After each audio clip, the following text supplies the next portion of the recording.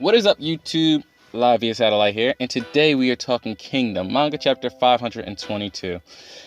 And guys, after reading this chapter, I tell you what, man, if Moten doesn't take Kishui's head, then something's wrong. Because we have spent, since the end of chapter 519, we have done nothing but hype Moten up. To the point that I'm starting to think Hera is wanting me to like Moten more than I like Shin. Okay, that's what I'm starting to believe. Shin may not even be the main character anymore. It may be just the Moten show. Because, like, wow, I mean, the type of hype he is laying on this guy is unreal. I mean, at one point, a man of little words, Osen, whispers to himself about Moten. Moten has Osen whispering to himself. And then we have Kishui scared of Moten. Okay? So two things from two great generals that just was like, wow, this just is amazing right here. This Moten hype has become unreal. So at this point, Moten has to take the Kishui's head. It just has to happen. But let's get right into the chapter, guys. Alright, so the chapter starts out and we see Osen glaring over the battlefield. One of his officers comes up and lets him know that the real left wing has begun their attack. And that's significant because obviously we see that it's something that Osen had already had planned up from the beginning. And we also see Kishui's army under a lot of pressure from Mako's wave attacks.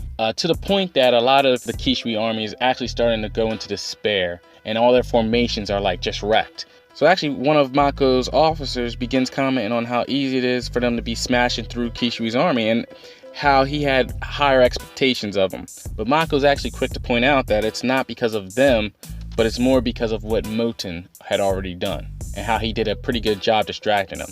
And also how he thought that Moten was all talk, but as heir to the Mo legacy, he actually possesses some skills. So then we go into a flashback of prior before the battle even begun. And we see Moten, Osen, and Mako all conversating. And in this conversation, Moten begins by saying that he will do his job as the bait and he will distract Kishui's army until Mako's army arrives. Mako doesn't seem too confident in Moten at this point. Mako does let Moten know that his force is the strongest offensive force in the Osen army. And that even if Moten were to fail his duty, that it's no way that the Zal trash would be able to overwhelm his forces. But he also asked that Osen would, give him a couple tips, give him a couple pointers to help him out. You know what I mean? Because he doesn't have any confidence in him. His confidence is so low that he pretty much begins to say that he's only here because of his blessed birth and family he's associated with. Now, though that may be true for some characters in Kingdom, I'm not going to say any names, that does not apply for our boy Moten here. Moten shuts this down. That won't be necessary because we'll do our job. We'll have the Kishui army perfectly positioned for your wave attack. Here's where everybody's surprised. Osen's surprised, Mako's surprised. He couldn't believe that he already knew that he was going to perform the wave attack. Then Moten even gives him the warning that, listen, you better come hard because if you don't, we're going to steal the show. Basically, he's saying if you don't come fast enough, we'll be the ones to take Kishui's head. That was a very interesting flashback. But the most interesting part of this flashback was we got to see Mako's pupils, okay? I was loving it when his eyes were just whited out all the time. That was like my favorite part of this guy's design.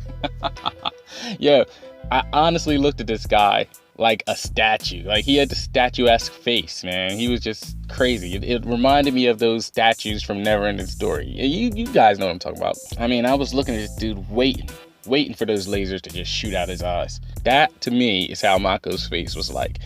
But, all good things must come to an end, right? So back to the present, we see that the Kishui army is struggling mightily with Mako's wave attacks. And they've already been overtaken by the first and the second wave. Okay, and on the horizon is the third and the fourth wave.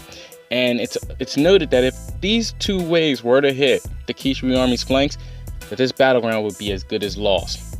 However, we see that Kishui is not going to just sit there and let this happen.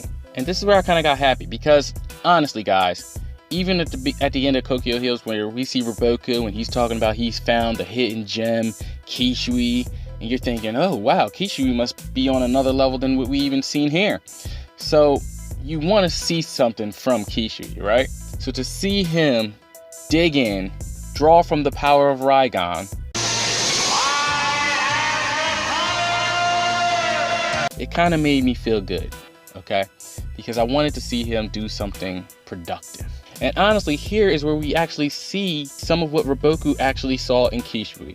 Because even under this type of pressure, even after being manhandled the way he's being manhandled by the Mako army, he is still able to formulate a plan under pressure. He is smart enough to realize that if he can stop these other two waves from hitting them, that, you know, they might be able to salvage this battlefield. So Kishui actually multitasks very well here because he does multiple moves at the exact same time. First, he sends out the 1,000-man cavalry to attack the left front of that third wave. And then he also says that the 10,000 men that have went to get Bate, when they all regroup, have Bate take command and then have them attack the right flank of that third wave. Not only that, somebody else inquires, Kishui, do you intend to salvage this situation? Of course, is what Kishui says. So his officers are telling him, well, they should move their HQ to the rear because they're, you know, in the middle of a mess right here. Kishui realizes that that would not be a good move to move their HQ because as they're trying to move to the rear, those other waves would be gaining ground. So instead, he decides, have the men in the rear come to the front. And as they're making their way to the front, he wants them shouting loudly the war cries of Raigon, which probably sound like this. 1, 2, 3. Boom, boom, boom. Attack, attack, attack. Oh, yes. To be honest with you guys, I was very impressed by all of this. Like, Kishui really impressed me at this moment because I was like, wow, he's really pulling things together. And this may be a turnaround.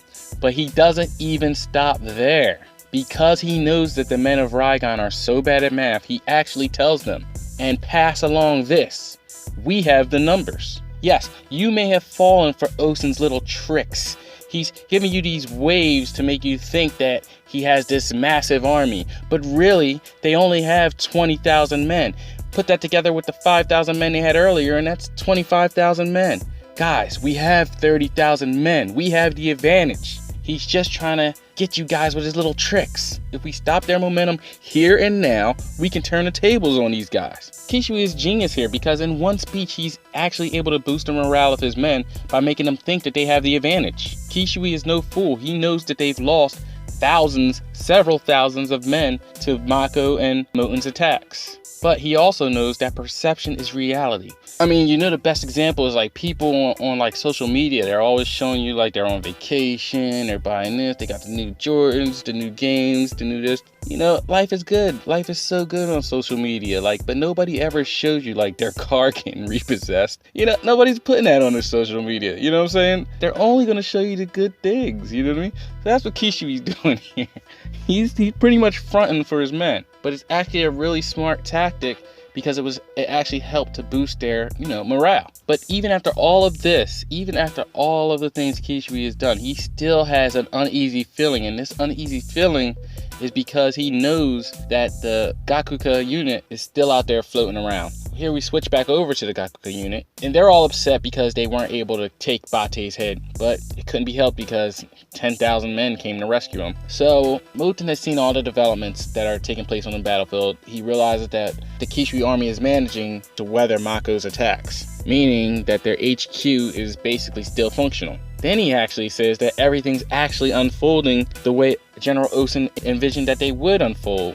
Back over to the Kishui HQ, he's letting the men know that the 5,000 troops that were used as bait initially have now transformed into the main offense, and that they can't even afford to send anybody out to look for them because they need to be able to use those troops to endure the wave attack. So they're between a rock and a hard place. And it's at this point that he realizes that this is all no accident, and that from the very beginning, Osun knew how the board would play out, and he also understands just how terrifying Osun's eye for strategy is. So after the inner monologue from Kishui, we go back over to the center army with Osun, at the Osun HQ. Osun gets the word that Mako has engaged, but that the Zhao are holding. The moment Osun learns of this, the moment Osun hears this, he whispers to himself, so you really did see it. And he's talking about Moten, and he's referring back to when Moten told Mako. He told Mako straight up at the beginning, he said, listen, we'll set them up perfectly for you, but when you attack, you better get to Kishui. Basically, this is what he was telling him. He didn't say it like this, but, you know, basically he was saying, you better get to Kishui, because if you don't, we will. And he knew, basically, Muten knew at that point that Kishui would be able to hold Mako's attack off. And he knew that it would come down to him to be able to take Kishui's head. So he was able to see just like Osun was able to see. And it's just crazy. I mean, the Muten hype went to the next level. But after that, Muten does say he guesses it's time they disappear. With their next move, they'll be able to take Kishui's head. That was the chapter in a nutshell, guys. So, I mean, listen, guys, this chapter was awesome. I thought this chapter was pretty good. And I know most people might not appreciate how good this chapter was, but if you read this chapter a couple of times, then you'll start to appreciate that this chapter was a pretty good chapter. I don't know, guys, I'm really expecting this Roboku intervention. I know I've done said it like the last few reviews, but we haven't really gone much further into the battle, so I kind of want to think that Roboku's going to intervene, because like I don't think he would just let this go down like this. But I mean, every chapter that goes by, it's just like Kishui looks like he's getting closer and closer to death. I don't know. But that was my review for this week, guys. Let me know what you guys think in the comment section below. Like, comment, subscribe. Peace out.